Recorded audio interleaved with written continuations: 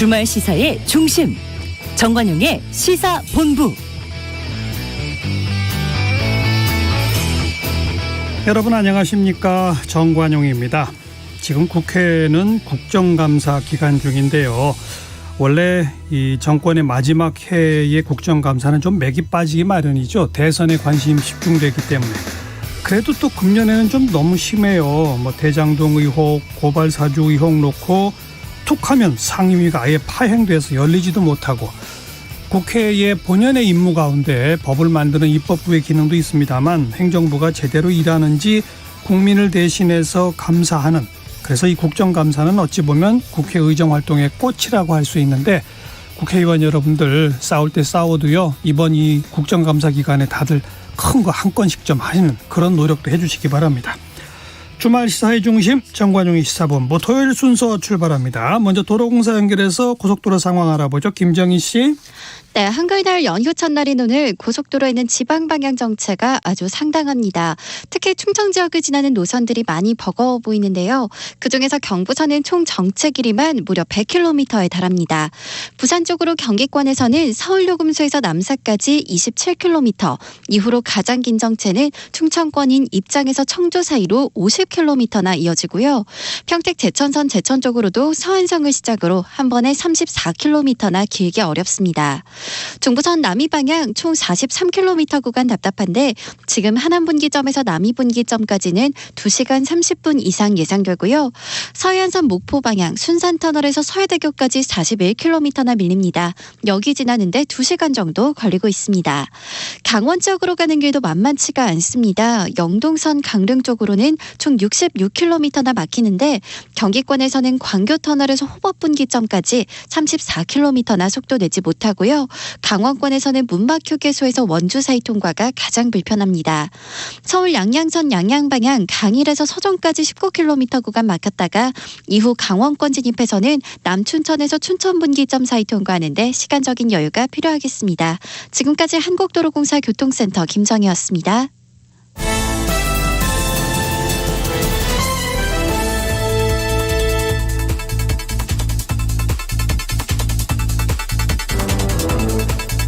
한 주간의 주요 뉴스를 정리합니다.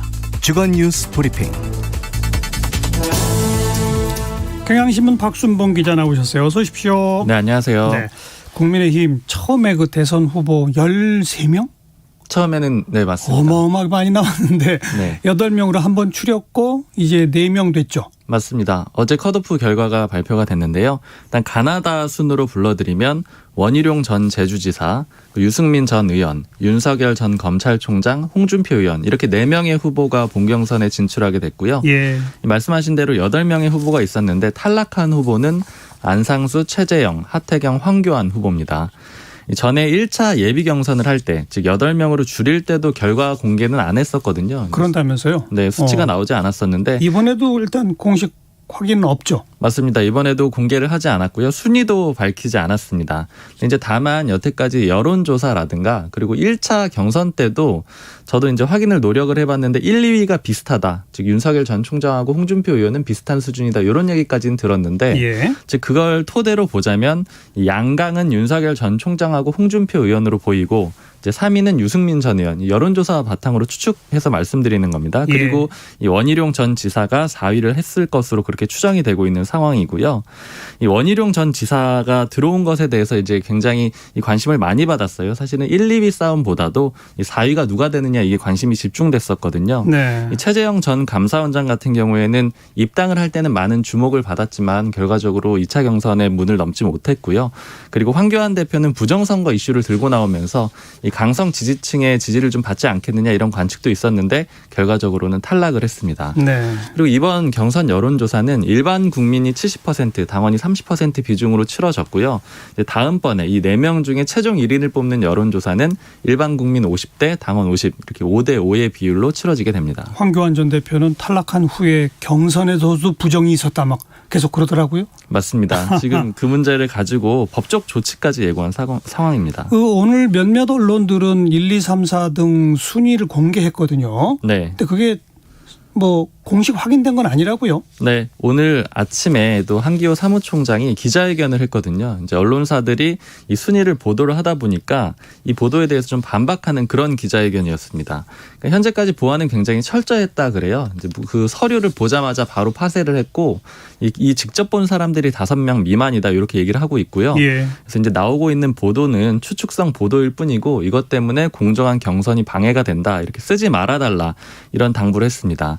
지금 그리고 후보들 간에서도 이 정확한 수치가 나오지 않다 보니까 일종의 좀 갈등이 벌어지고 있는 그런 상황인데 일단 소위 말하는 미확인된 정보지 같은 것들이 숫자가 적혀가지고 돌고 있기도 하고요. 그걸 이용해서 자기한테 유리하게 홍보를 막 하는 거죠. 맞습니다. 예. 특히 이제 윤석열 캠프의 김경진 전 의원 같은 경우에는 어제 방송에 나와서 정확한지는 잘 모르겠지만 윤 후보가 홍 후보를 4% 앞섰다고 들었다 이런 발언을 한 거예요. 그러니까 그러다 보니까 홍준표 의원 캠프에서는 이게 마치 사실인 양 보도를 해서 여론을 호도하고 있다 이렇게 비판을 하기도 했습니다. 그 4%라고 들었다, 앞섰다고 들었다는 그 4%라는 숫자에 대해서 한기호 사무총장이 전혀 사실 무근이다 또 그런 거 아닙니까? 맞습니다. 저 다 추측이고 이 숫자는 공개할 수가 없다라는 그런 입장입니다. 예. 국민의힘은 이제 그렇고 민주당은 오늘 경기 내일 서울로 경선이 이제 마무리가 되는데 여기서 과반을 하면 결선 투표 없이 가는 거죠. 네. 이재명 지사는 지금 그 윤석열 전 총장 견제를 하네요. 뭐 그 손바닥에 인구망자 그것도 또 거론을 했고 어린 시절 그 초등학생 때 같아요. 네. 그 사진을 비교하는 이런 것도 화제가 되더라고요. 맞습니다. 말씀하신 대로 지금 오늘 이 민주당은 경기 지역에 순회 경선을 하고 내일 또 서울 지역하고 3차 선거인단 투표를 하면 마무리가 되거든요. 예. 근데 지금 이미 이재명 지사가 54.9%를 얻어서 거의 과반이 유력한 상황이고 또 수도권에서 하다 보니까 아무래도 경기지사잖아요. 유리하다라는 그런 평가가 많습니다. 그래서 이제는 이재명 지사 쪽에서 이 야권의 1위 주자로 지금까지는 1위 주자인 윤석열 전 총장을 좀 견제하는 그런 모습인데 예. 이 주로 얘기하고 있는 게 어제 이재명 지사 캠프에서 소위 말하는 이 주술 논쟁을 좀 키우기 위해서 집중적으로 공격을 했어요. 이 캠프에 있는 우원식, 박주민 의원이 나서서 공격을 했는데 말씀하신 대로 손바닥에 인구망자라든가 아니면 또 천공스승이라는 사람이 있는데 이 사람한테 검찰총장 사퇴 시기에 대해서 조언을 들었다 이런 얘기들이 보도로 나왔거든요. 그건 천공스승이라는 분이 직접 그렇게 거론을 했다면서요? 맞습니다. 이 인터뷰에서 그렇게 얘기를 했는데 예. 이런 것들을 거론을 하면서 경악할 만한 얘기다 이렇게 지적을 하기도 했고요. 또 이 나라 운명은 어떻게 할 것이냐, 이제 나라 운영을 이런 사주나 주역에 의지할 것이냐 이런 의혹을 제기하기도 했습니다. 그러면서 이재명 지사 본인은 어제 좀 이 반대되는 이미지를 강조하기 위한 행보를 보였는데 김상욱 경희대 물리학과 교수하고 일종의 대담을 했는데요. 주제가 과학이란 무엇인가였고요. 이 내용을 이재명 TV에 올렸는데 제목이 무속의 힘 그리고 vs 벌시스 과학왕 이재명 이런 제목으로 올렸거든요. 그러니까 예. 즉 본인은 과학적인 사람 그리고 윤석열 전 총장은 이제 무속을 믿는 사람 이런 식으로 이미지를 좀 부각하겠다라는 그런 내용이고요. 네. 그리고 아까 말씀하신 대로 어린 시절 사진을 또 올리기도 했는데 이 사진을 보면 이재명 지사의 사진은 흑백으로 되어 있고 또 옷도 좀 잘 안 맞아요. 큰 옷을 입고 있습니다. 예. 이제 반면에 윤석열 전 총장 사진은 몸에 잘 맞고 옷이 그리고 또 나비 넥타이도 하고 있고 컬러 사진이거든요. 그래서 이제 이 점은 이재명 지사가 자신이 흑수저 출신이다 이런 점을 좀 부각하려고 한 건데 네. 그렇지만 여기에 대해서는 늘 같은 당이지만 윤석열 전 총장에게 비판적이었던 홍준표 의원도 이재명 지사를 공격을 했어요. 이 홍준표 의원 캠프에서 논평을 냈는데 가난을 스펙이나 패션으로 활용하는 게 오히려 취약계층을 욕보이는 것이 아니냐 이렇게 공격을 하기도 했습니다. 네.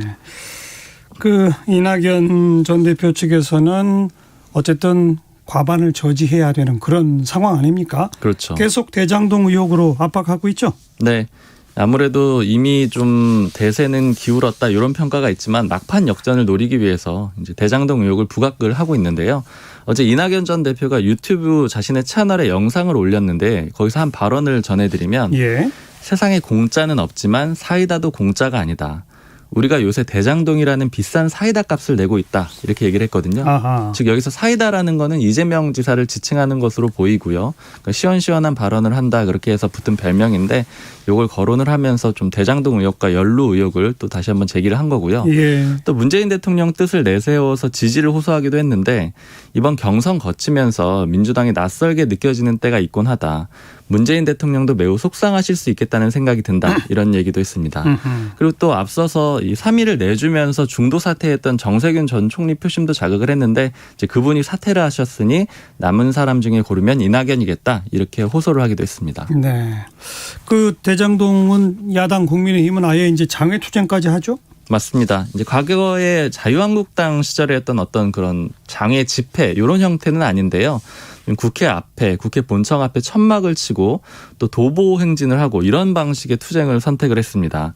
어제 특히 본청 앞에 천막을 쳤는데 이 천막의 이름이 특검 수용 촉구 천막 투쟁 본부 이렇게 달아놨거든요. 특검을 전면에 내걸은 거네요. 맞습니다. 민주당에게 특검을 받아달라 그렇게 촉구하고 있는 취지의 천막을 설치를 한 거고요. 오는 21일까지 2주간 순번제로 천막 시위를 한다고 합니다. 그리고 오전 9시부터 오후 6시까지 하는데 근데 이제 다만 과거에 했었던 뭐 단식이라든가 이런 건 안 한다 그래요. 이제 이미지가 좀 안 좋아졌던 거를 생각을 하는 것 같고요. 예. 그리고 지난 6일에는 이준석 대표를 비롯해서 일부 지도부가 이 도보 투쟁이라는 걸 했거든요. 이제 손팻말 같은 거 역시 특검을 받아달라는 내용을 담은 손팻말 같은 것들을 들고 여기저기 걸어다니면서 했던 내용입니다. 그러니까 결국에는 지금 국정감사장에서도 하고 있고 그리고 또 원내대책회의나 최고위원회의 이런 공식회의에서도 계속 특검 촉구를 하고 있거든요. 예. 여기에 더해서 장애투쟁, 장애 여론전까지 하고 있는 그런 상황입니다. 뭐 대장동 계속되는 쟁점이고 또 그밖에 그 검찰의 고발 사주 의혹 여기는 그 조성은 씨랑 김웅 의원의 녹취록이 공개가 되면서 좀 국면이 바뀌고 있죠. 맞습니다. 이 공개가 됐는데 그 내용을 보면 이 김웅 의원이 이렇게 얘기를 한 거예요. 우리가 고발장을 보내주겠다. 즉 그 고발장을 대검에 제출을 하라. 그리고 이 제가라는 건 김웅 의원입니다. 대검에 찾아가면 윤석열이 시켜서 온 게 되니까 쏙 빠져야 된다. 이런 내용들이 이 일부인데요. 이 예. 언론 보도로 공개가 됐고요. 예.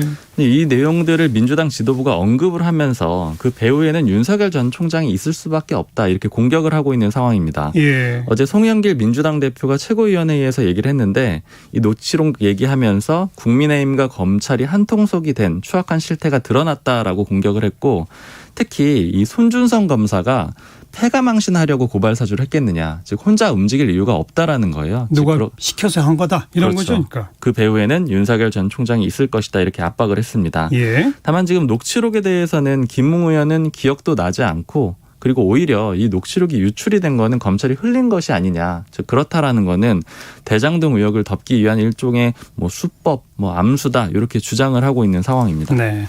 이것과 또 별개로 왜 도이치모터스 주가 조작 사건 있잖아요. 네. 윤석열 전 총장 부인 김건희 씨가 연루된 걸로 지금 되어 있는. 네. 거기도 지금 연속해서 2명인가 구속됐죠? 맞습니다. 그리고 또 어제 본사도 압수수색이 됐거든요. 도이치모터스 본사. 네. 예. 기존에는 다른 지사들만 압수수색을 했었었는데 이번에 본사까지 하게 된 거고 또 말씀하신 대로 사건 연루자들이 연속으로 구속이 되고 있기 때문에 이 검찰 수사가 조금 더 속도를 내고 있는 그런 상황입니다. 예. 일단 도이치모터스 주가 조작 사건이라는 거는 이제 이름 그대로 도이치모터스가 시세 조정을 통해서 주가를 조작했다는 그런 내용인데 권오수 도이치모터스 회장이 2010년부터 2년간 시세 조정을 했다라는 거예요. 그리고 김건희 씨가 받고 있는 혐의는 뭐냐면 이 과정에서 소위 주가 조작을 할 때 돈을 댔고 또 자신도 주식을 싸게 사가지고 높은 가격에 팔았다라는 겁니다. 예.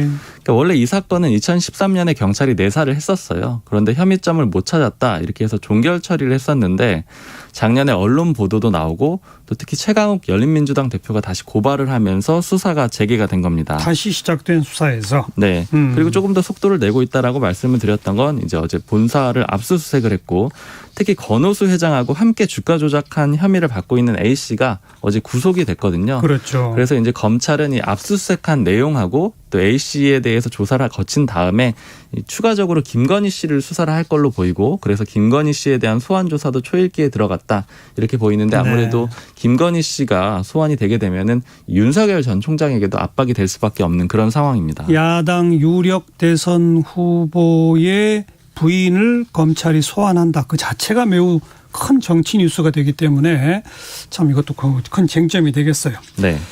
그밖에 그 왜 공군 여중사 사건 이른바 네. 상사로부터 성추행당한 후에 뭐 스스로 목숨을 끊은 그런 사건 아닙니까? 맞습니다. 가해자한테 중형을 구형했네요. 네. 검찰이.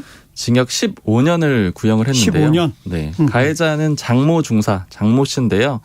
지난 3월 2일에 부대원들하고 회식을 하고 저녁에 회식을 한 다음에 돌아오는 차 안에서 이모 중사를 강제로 추행한 혐의를 받고 있습니다. 예. 같은 부대에 근무하는 부하 직원이었던 거죠.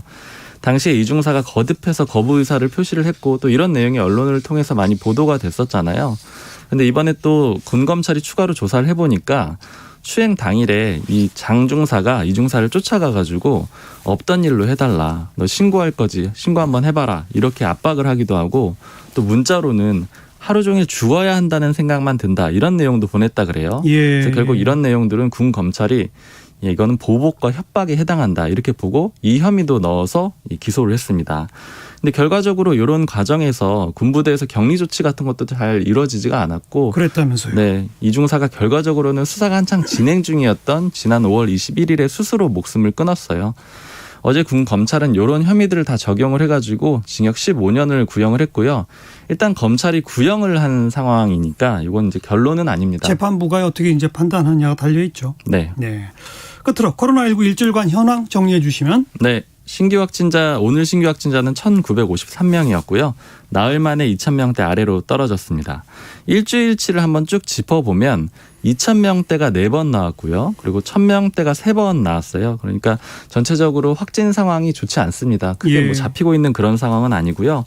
그리고 수도권 집중 현상은 계속되고 있는데 오늘 기준으로 보면 76.2%가 서울, 경기, 인천에서 나왔거든요. 그러니까 결국 4명 중에 3명 이상은 수도권에서 나오고 있는 그런 상황입니다. 근데 그럼에도 불구하고 백신 접종은 순항하고 있는 그런 상황인데 어제 기준으로 접종 완료자가 즉 백신이 요구하는 횟수를 다 채운 완료자가 3천만 명을 넘어섰습니다. 그리고 1차 접종자는 3,990만 명, 그러니까 거의 4천만 명 정도 되는데 우리 인구 전체로 보면 77.7%고요. 예. 지금은 이 대상을 좀 늘려놨지만 원래는 성인들만 18세 이상 성인들만 대상으로 접종을 했잖아요. 그 성인 기준으로 보자면 90.4%가 1차 접종을 받았어요. 그러니까 이미 정부가 세운 1차 접종 목표는 사실상 달성을 했다 이렇게 볼 수 있는 상황입니다. 네. 코로나 관련한 소식은 잠시 뒤에 조금 더 집중적으로 좀 다루도록 하겠고요. 경향신문의 박순봉 기자 수고하셨습니다. 고맙습니다. 감사합니다. 네, KBS 라디오 정관용의 시사본부 함께하고 계시고요. 12시 28분 향해 가고 있습니다. 기상청 그리고 날씨 들어보도록 합니다. 기상청의 송소진 씨. 지금 동해안 지역과 제주도에 비가 내리고 있습니다. 그중 삼척과 울진에는 호우주의보가 발효 중인 가운데 시간당 15mm 안팎의 강한 비가 쏟아지고 있습니다. 강원 영동과 제주도의 비는 오후까지, 경북 동해안의 비는 저녁까지 이어질 전망이고요. 그 밖에 전국도 대체로 흐린 가운데 낮 동안 곳에 따라 약한 비가 한때 내리거나 빗방울이 떨어지는 곳이 있겠습니다. 오늘 낮 기온은 서울 26도, 대구 27도, 대전, 부산 28도, 광주와 제주 29도 등으로 어제보다 1도에서 6도 정도 높아서 늦더위가 나타나는 곳이 많겠습니다. 일요일인 내일은 전국에 비 소식이 있습니다. 비는 대체 공휴일인 모레 월요일까지 이어지는 곳이 많겠습니다. 한편 동해안 지방은 오늘까지 너울을 주의하셔야겠습니다. 현재 서울의 기온은 22.1도입니다. 날씨 정보였습니다. 이어서 이 시각 교통 상황을 KBS 교통정보센터 이현 씨가 전해드립니다. 네, 정말 많은 분들이 이동하고 있는데요. 고속도로 마치 명절처럼 막히고 있습니다. 경부고속도로 부산 쪽으로 거의 100km 구간이 정체인데 서울 요금소에서 남사까지 꽉 막혀 있고요. 입장에서 청주까지는 무려 50km 구간 정체입니다. 회덕에서 비룡 분기점 쪽으로도 많이 막힙니다. 서해안고속도로 수산터널부터 속도가 떨어지는데요. 서해대교까지 41km 구간 정체고 당진이나 서산 부근 지나기도 어렵습니다. 평택 시흥고속도로 평택 쪽으로 진행도 많이 어려우시죠. 군자분기점에서 서평택 분기점까지 거의 전 구간 정체라고 보시면 되겠고요. 강원도 쪽으로 가는 길도 많이 불편합니다. 서울 양양고속도로 강일에서 서종까지나 설악 부근 지나기도 쉽지가 않고요. 남춘천에서 춘천 분기점 또 동홍천 일대 정체도 감안하셔야겠습니다. 서울시내 간선도로 정체도 길게 이어지는데요. 동부간선도로 의정부 쪽으로 녹천교에서 수락 지하차도 쪽으로는 작업을 해서 영향을 받고 있습니다. KBS 교통정보센터였습니다.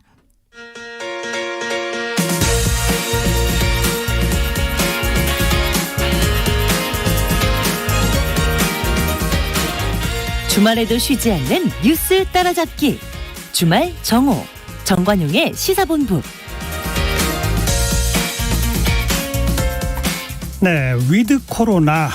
이 코로나와 함께 간다. 그 얘기는 이제 지금까지와는 다른 어떤 방역 체계 또 거리두기 이런 걸 하겠다는 건데 과연 이게 뭘까? 온 국민의 관심사입니다. 정부가 이제 국정감사에서 밝히기를 10월 마지막 주가 되면 코로나 백신 접종 완료 70% 목표를 달성한다. 그로부터 한 2주 지나면 11월 중간 정도부터는 뭔가 좀 변화를 줘야 한다. 여기까지는 지금 나왔는데요. 그 변화가 뭔지 이걸 이제 우리가 함께 설계하고 만들어내야 할 그런 중요한 순간입니다. 자, 그래서 오늘 이제 이 문제 좀 집중적으로 짚어보겠는데요. 지금 저희 스튜디오에 방역 정책 좀 주도적으로 추진하고 있는 방역 책임자이시죠. 중앙방역대책본부의 백영택 상황총괄단장 나오셨습니다. 어서 오십시오. 안녕하세요. 질병관리청의 백영택입니다. 반갑습니다. 네, 참 정말 고생 많으십니다. 아유, 우선 아무튼 이 일 하고 계신 공무원분들한테는 무조건 감사 인사부터 하고 시작을 해야 돼요.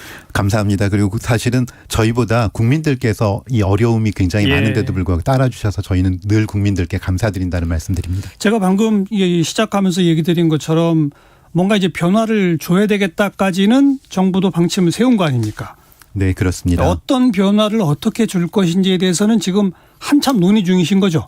네, 그렇습니다. 저희가 이제 다음 주에도 단계적 일상회복위원회라는 위원회를 이제 꾸려가지고 거기서 정부가 그동안에 이제 고민했던 부분들을 그 전문가들하고 같이 얘기를 하고 그거를 나중에 국민들께 또 소개를 드리는 그런 기회를 가지려고 준비를 하고 오늘 이 있습니다. 자리에서 뭔가 이렇게 확정된 얘기가 쫙 나왔으면 참 속이 시원하겠는데 거기까지는 아직 안 되는 거죠? 예, 저희가 그 시험 공부할 때 보면 늘 사전에 모의고사 보는 것도 있고 본고사 보지 않습니까?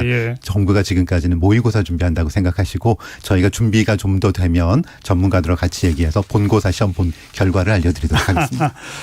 먼저 그럼 전문가 한 분 연결해 봅니다. 가천대 길병원의 감염내과 엄중식 교수 전화로 연결되어 있습니다. 엄 교수님 안녕하세요. 예, 안녕하십니까. 네, 위드 코로나라는 명칭에 대해서 어떻게 생각하세요 우선? 예, 이 위드 코로나의 개념과 관련해서 전문가들도 다 제각각이고 자의적인 해석을 하는 경향이 있습니다. 예. 어디에 더 중점을 두느냐에 따라서 해석이 좀 달라진 것 같은데요. 이제 저는 이렇게 생각을 하고 있습니다. 그러니까 지금까지는 코로나19의 유행을 억제해서 중환자 발생과 사망을 줄이기 위한 노력을 해왔고, 이로 인한 사회적 제한이나 경제적 피해를 감수해 왔지만 앞으로는 이제 반대로 사회 경제적인 활성화를 위해서 코로나19의 유행을 받아들인다는 의미, 그러니까 코로나19의 감염과 중환자 발생 그리고 사망자 발생을 일정한 수준에서 안고 간다는 의미로 보면 타당하다 이렇게 생각을 하고 있습니다. 그러니까 우리 엄 교수 같이 감염내과나 이쪽 그 의료계에 몸담고 계신 분들은 이거 싫어하는 거 아니에요? 위드 코로나 하면 안 되는 거 아닌가요? 그런데 이제 앞서 말씀드린 것처럼 이렇게 경제적 피해가 계속 늘어나고 있고 이제 생계가 막연해지는 분들이 늘어나는 그런 상황들이 반복되다 보니까 누적되다 보니까 전체적인 사회로 보면은 코로나19로 인한 피해보다도 이런 그 경제적 피해가 더 커지는 그런 상황이 되고 있다고 이제 사회가 인정하는 분위기고요. 그러다 보니까 이제 정책 전환을 결정한 것으로 보여집니다.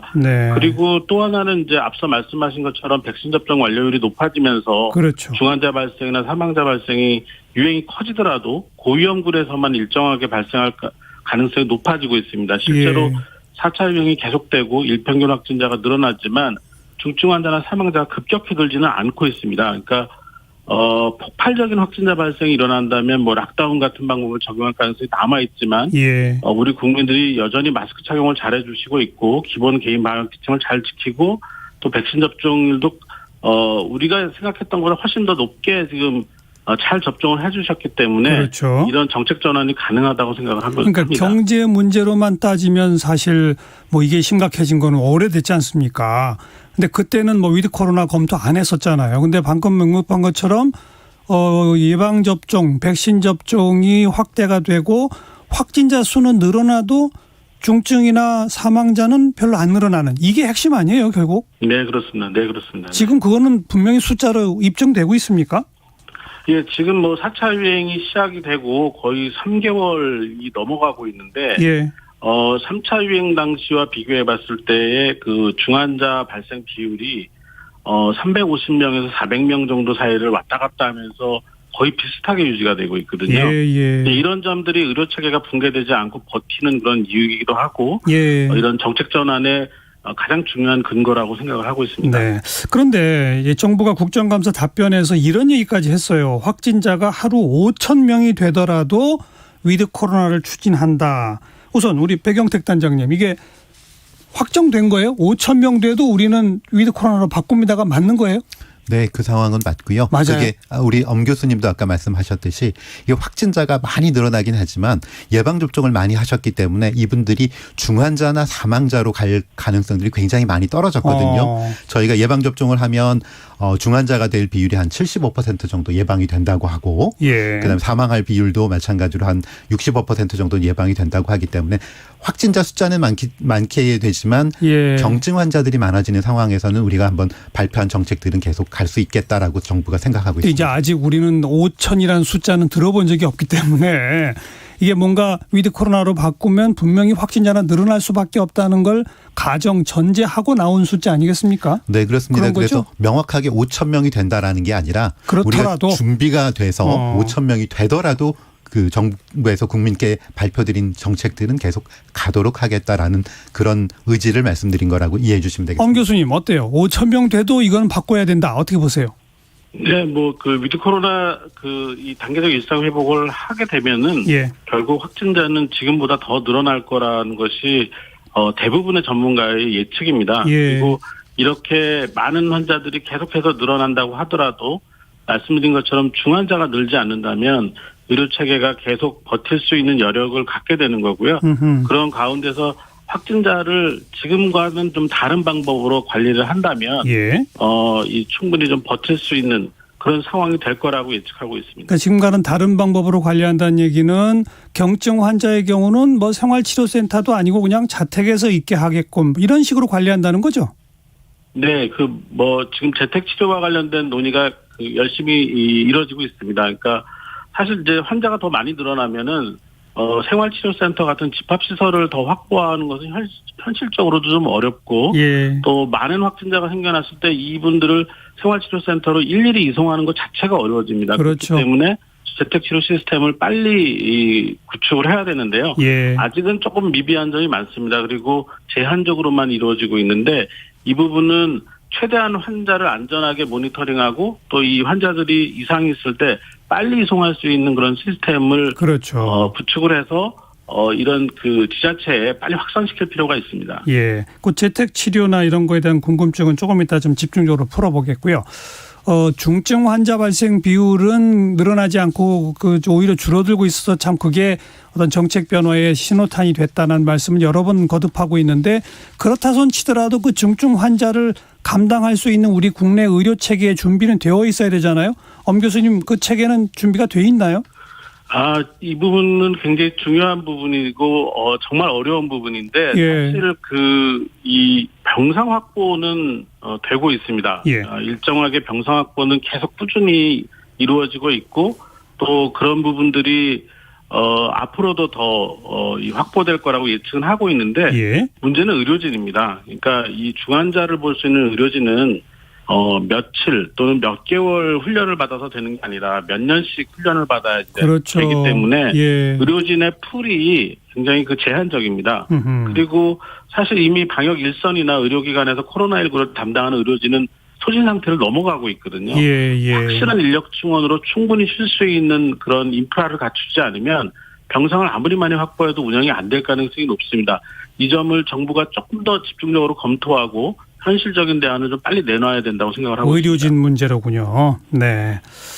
엄 교수님은 이 분야의 전문가는 솔직히 아니십니다만은 그냥 마지막으로 하나 여쭤볼게. 정부에서 지금 백신 패스 제도 도입을 검토하고 있거든요. 이거는 일종의 백신을 맞은 사람과 맞지 않은 사람 사이에 뭔가 분명히 차별을 두겠다는 건데 요거에 대해서 어떻게 생각하세요? 엄 교수님의 개인 의견은? 저는 기본적으로는 찬성을 하는데 도입 시기가 백신 접종률이 완전히 높아진 상태에서 도입한 거는 조금 늦은 거 아니냐라는 생각을 하고 있고요. 이미 진작 했어야 된다?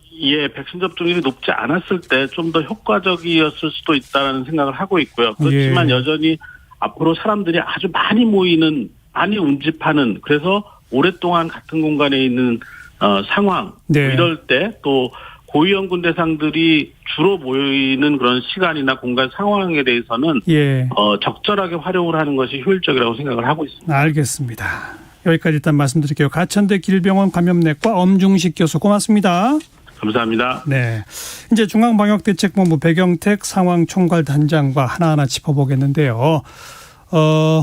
완전히 코로나 이전 상황으로 가는 거를 위드 코로나라고 말하는 건 아니죠. 마스크도 다 벗고 무슨 시간 제한, 인원 제한 하나도 없고 이런 거 아닌 거죠? 그렇게 되면 좋겠는데 현실적으로 그건 좀 어려울 것 같습니다.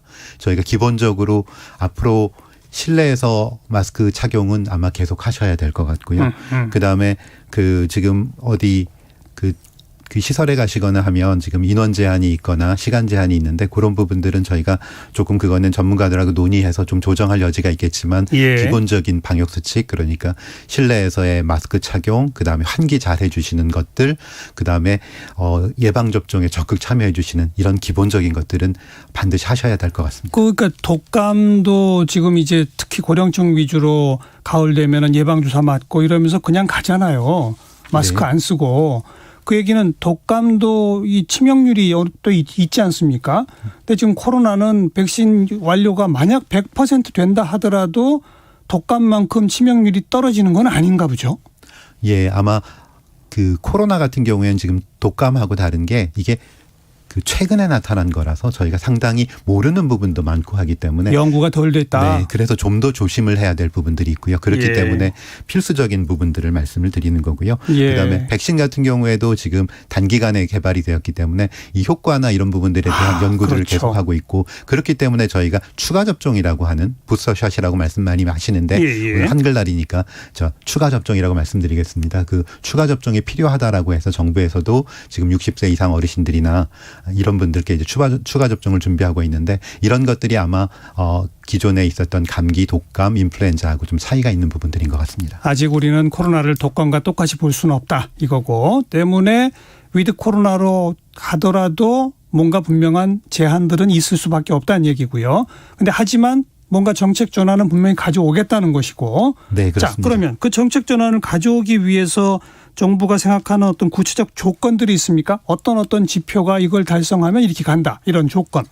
예, 기본적으로 저희가 이거 그 방역이라는 건 일종의 줄다리기 같은 거라고 생각합니다. 그러니까 바이러스 그다음에 델타 변이라고 하는 변이가 가지고 있는 힘이 커지면 커질수록 확산이 많이 되고 그럴 거고요. 예. 그거를 막는 방법이 기본적인 개인 방역 수칙, 마스크 착용이라든가 그다음 환기라든가 이런 것들이 있을 거고요. 예. 그다음에 인위적인 방식을 통한 개인의 면역력을 증가시키는 것 이게 예방 접종일 거고요. 이거를 통해서 그리고 그다음에는 아픈 사람이 생기면 이 사람들을 적절하게 잘 찾아내고 치료하는 것. 그다음에 사람들 간에 많이 만나는 걸 좀 줄인다고 하면 전파가 늦어질 거니까 그렇죠. 이 두 개의 서로 반대 방향이 되는 것들이 균형을 이루는 것이 사실은 방역 정책인 것 같고요. 맞아요. 그중에서는 저희가 그동안에는 백신이 많이 보급이 되지 않았기 때문에 사회적 거리두기라든가 다른 것들을 통해서 이 바이러스의 힘을 억제를 하려고 했었던 거고요. 그런데 예. 백신 접종이 확대되면 확대될수록 다른 부분에 대한 조금 부담들을 줄여가도 마찬가지로 균형점이 이루어질 수 있다라고 생각을 하기 때문에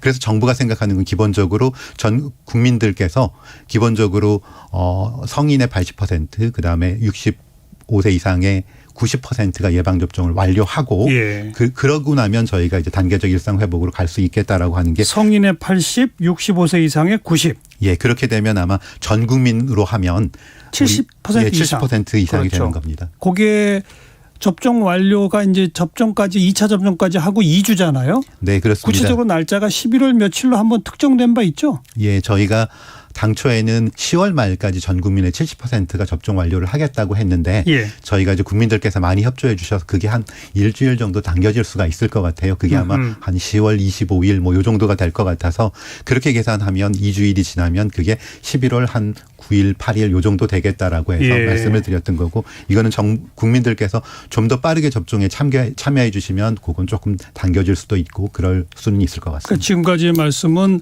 백신 접종 완료율이라고 하는 지표 하나를 말씀하신 거예요. 네. 확진자 숫자 이런 거는 여기에 영향을 미치지 않는다는 거고.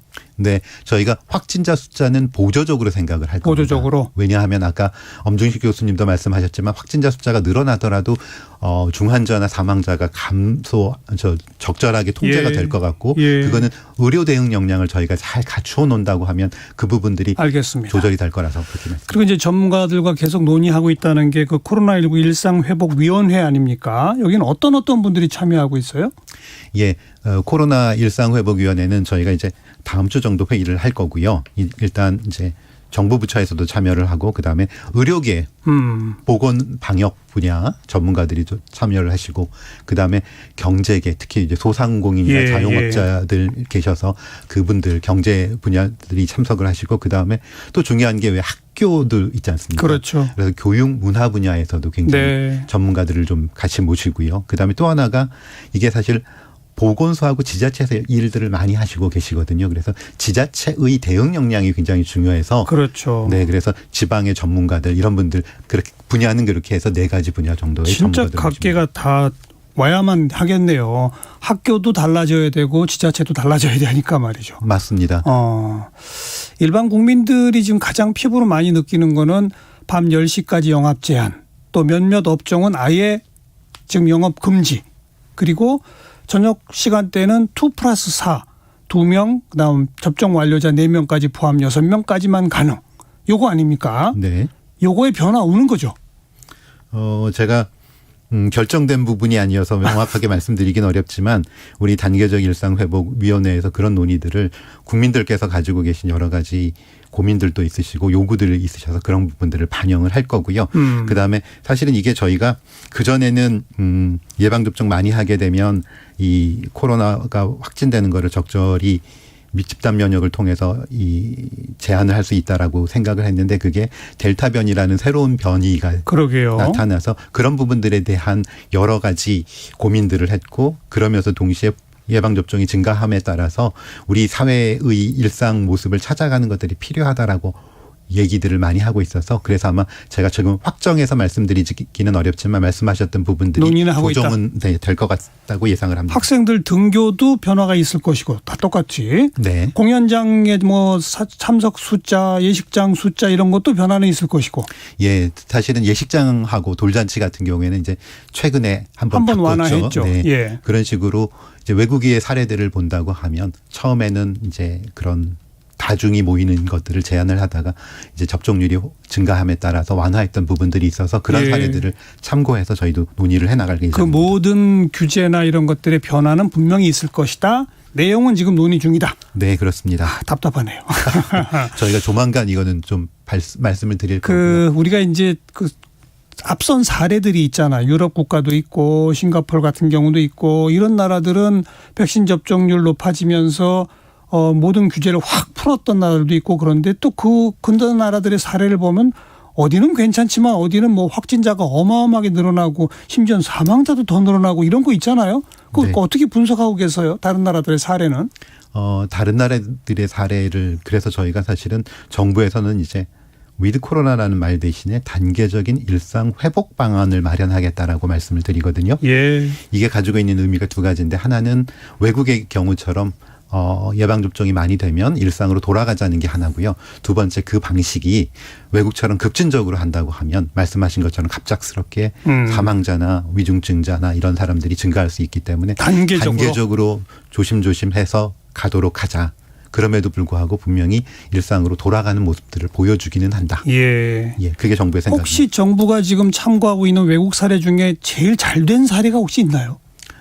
저희가 지금 보기에는 덴마크나 독일이나 싱가포르 정도가 조금 단계적으로 이게 가고 있는 부분들이 있거든요. 거기가 그렇고 이제 뭐 외국의 사례가 뭐 잘못됐다 잘됐다 평가하는 건 적절하지 않지만 이제 영국이나 이런 경우에는 이제 갑자기 확 풀어가지고 너무 확 풀어서 네, 그런 문제들이 좀 있었고요. 덴마크, 미국, 독일, 싱가포르 네, 그 정도는 사망자도 막 늘어나고 이런 상황까지는 안 가더라. 확진자는 조금 늘어나긴 하지만 그게 그 나라의 의료 역량이나 이런 것들을 가지고 적절하게 대응이 가능했기 때문에 네. 확진자나 위중증자나 사망자가 확 늘어나지는 알겠습니다. 않다라고 말씀드립니다. 네.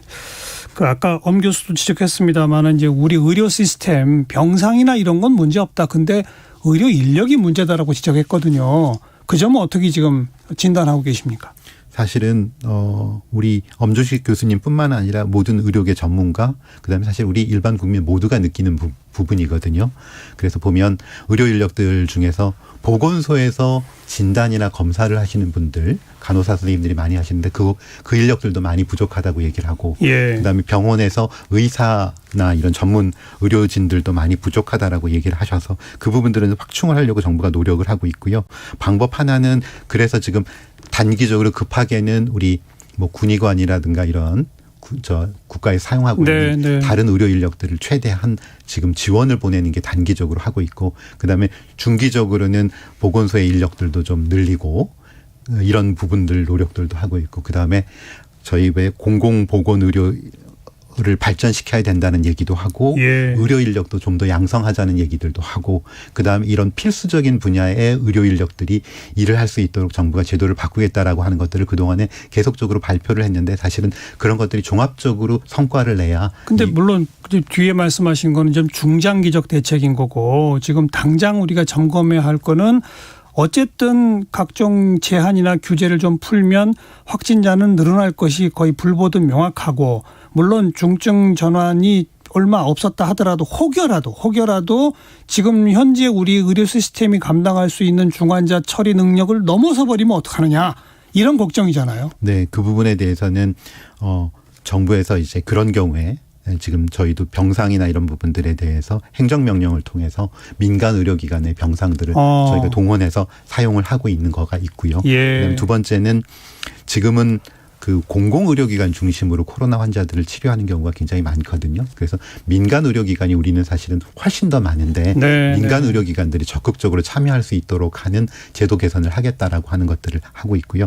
아까 재택의료 잠깐 말씀하셨는데 재택의료 같은 경우에도 사실은 그동안에 이제 생활치료센터나 이런 것들은 생활치료센터에서 일하시는 의료진들이 있지 않습니까? 이분들이 공공의료기관에서나 이렇게 파견을 아니면 민간에서도 물론 오긴 하지만 파견을 오셔서 거기에서 일을 하고 계신데 재택의료의 경우에는 향후에 저희가 민간 의료기관들도 재택 환자들에 대한 관리를 할 수 있도록 하는 것을 통해서 민간 의료기관도 코로나 방역에 지금보다 좀 더 많은 역할들을 하도록 하면 그러면 단기적으로 지금 우리나라 전체적으로 필요한 의료 인력들을 공공뿐만 아니라 민간의 의료 인력을 최대한 효율적으로 활용할 수 있겠다라고 하는 걸 생각하고 있습니다. 언급하셨기 때문에 그 재택 치료라고 하는 게 이제는 확진을 받아도 뭐 나이가 70세 이하거나 이러면은 생활치료센터까지도 안 가고 그냥 집에서 경증의 경우겠죠. 물론 그 경과를 지켜보도록 한다. 대충 이제 이런 거 아니겠습니까? 네. 그때 가족이 같이 있어도 되는 거예요? 또 외출이 가능한 거예요? 그런 거 어떻게 됩니까? 네. 기본적으로 외출은 어려우시고요. 그러니까 우리 자가격리라는 거 있어요. 자가격리. 네. 자가격리에서 의료적인 관찰이 들어간다라고 생각하시면 될 것 같습니다. 지금 자가격리 같은 경우에도 가족들이 있는 집에 같이 있으면 어떻게 해야 되냐 하면 공간을 분리하죠. 그렇죠. 공간을 분리하고 화장실이나 이런 것들을 이제 따로 사용하시도록 하는 것들이 있는데. 알겠습니다. 그러니까 재택 치료는 쉽게 말하면 자가격리처럼 하는 거다. 자가격리에다가 의료적인 모니터링이 추가되는 거고. 마지막으로 그 백신 패스. 아까 엄 교수는 이런 거를 도입하려면 사실 일찍 했어야 백신 맞는 속도, 백신 거부 비율 같은 걸 낮출 수 있는 거 아니냐 이런 의견을 주었는데 정부로서는 어때요? 사실은 저희가 그동안에는 이제 국민들께서 저희가 뭔가 백신 관련되는 걸 강제하지 않더라도 적극적으로 참여를 해 주셨거든요. 우리 참여율은 대단하죠. 네. 그렇기 때문에 그랬고요. 이제는 저희가 이 백신을 맞기 어려운 분들이나 아니면 안 맞으신 분들하고 이분들하고 같이 뭔가 그 다중이용시설을 이용하는 경우에는 이분들에 대한 보호가 필요할 것 같거든요. 그래서 어떤 분들은 보호해야 되는 분들이고 어떤 분들은 저희 정부가 얘기했던 백신 접종이나 이런 것들이 완료가 된 분들이라서 그런 분들을 좀 확인을 하고 그래서 그 예를 들면 식당 같은 경우에는 어떤 분들이 오실 수 있도록 하는지에 대한 그런 것들을 좀 결정하기 위해서 지금 백신 패스라는 논의를 하고 있고 사실은 이게 유럽 국가들 같은 경우는 이미 하고 이전에 있죠. 하고 있었습니다. 알겠습니다. 예, 이 모든 것 백신 패스 그다음에 단계적 일상 회복 구체안은 이달 하순 전에는 나와야죠. 그렇습니다. 저희가 아까 말씀드린 것처럼 11월 한 그 8, 정도 9일 정도니까 그 전엔 좀 완료가 돼야 되겠죠. 네. 기다려 볼게요. 자, 중앙방역대책본부 백영택 상황총괄단장이었습니다. 고맙습니다. 감사합니다. 2부에 뵙겠습니다.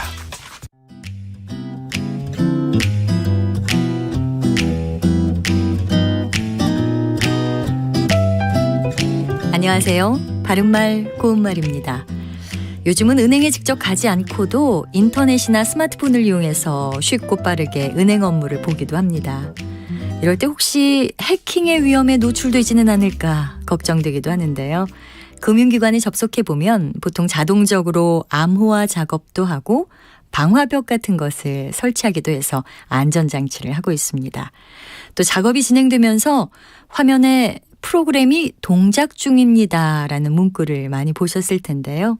이 표현은 가전기기나 엘리베이터 등에 대해서도 정상 동작 중이다라고 사용되곤 합니다. 자, 그럼 여러분은 프로그램 동작 중 또는 정상 동작 중 이런 표현이 자연스럽게 들리시나요?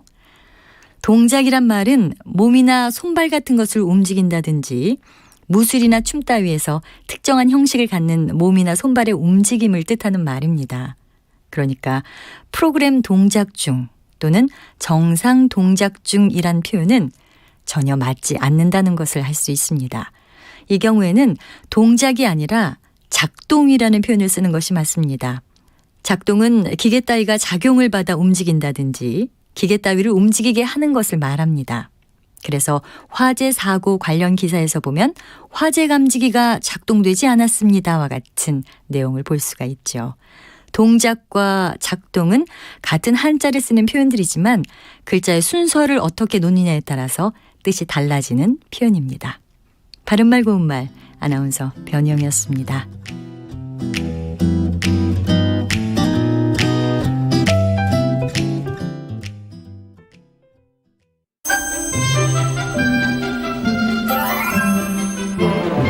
청취자 여러분, 재미있는 동화 하나 들려드릴까요? 신기한 콩이 하나 있었대요. 플레이스토어나 앱스토어에서 콩을 검색해 KBS 라디오 어플리케이션 콩을 다운받으면 휴대전화에 콩을 심을 수 있는데요. 그 콩을 심으면 놀라운 일이 일어난대요. 전 세계 어디서나 KBS 라디오 프로그램을 들을 수 있고 간편하게 다시 듣기도 할 수 있는 거죠. 그뿐만이 아니라